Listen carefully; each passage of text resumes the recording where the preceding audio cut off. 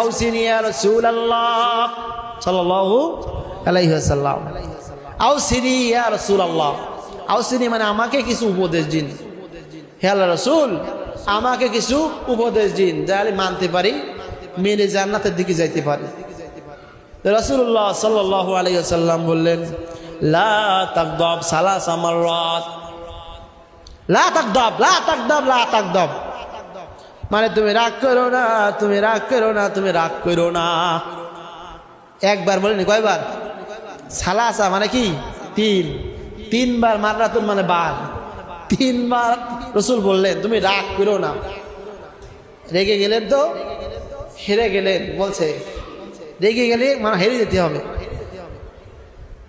পরাজয় পালন করতে হবে। রেগে মানুষ যখন রেগে অনেক কিছু করে ফেলে, একটু পরে দেই বলে হ্যাঁ রে করেছি কি, সব নষ্ট করে ফেলেছে, সব ক্ষতি করে চলে গেছে, কিন্তু আমার ক্ষতি আমি নিজেই করলাম। তাহলে রাগটা কি অন্তরের রোগ, এটা দূর করতে হবে, চিকিৎসার ওষুধ খাইতে হবে। এখন এটা কার রোগ? অন্তরের রোগ। এই রাগের এখন চিহ্নটা কি, কারণটা কি, চিহ্নটা কি, এর ওষুধটা কি, এটা আমাদের জানতে হবে। চার প্রকারের তারিফ, আসবাব, আলামত আর এলাজ।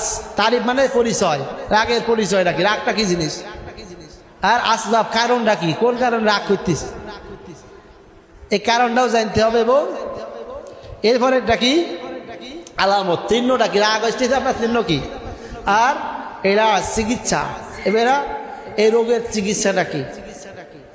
যখন চিকিৎসা নিয়ে নেব, ওষুধ খালি আপনার রাগ যদি ভালো হয়ে যায়, সুবহানাল্লাহ, এই চিকিৎসা করতে হবে না? অবশ্যই করতে হবে, রাগের চিকিৎসা করতে হবে।